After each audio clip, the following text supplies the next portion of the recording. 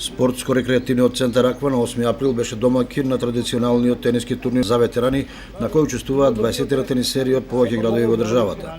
По извонредно време на одлично подготвените терени, турнирот во елиминаторниот дел се играше до 9 добиени гема, а дуелите за првите 3 места се играа до 2 добиени сета. Малобројните љубители на тенисот имаа можност да видат мощни, неизвестни и квалитетни дуели во кои победниците беа одлучувани во тајбрек. Од друга страна, штета е што годинава во Кочани не допатуваат тенисерите од Прилеп и другите градови во западниот дел на државата, кои уште повеќе ќе го подигнаа квалитетот на турнирот и ќе понудија повеќе неизвестни и интересни надпревари.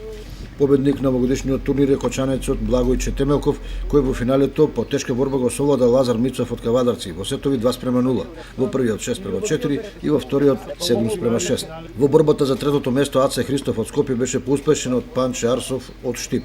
На победниците им беа доделени пехари, а трето и четврто пласираните добија медали.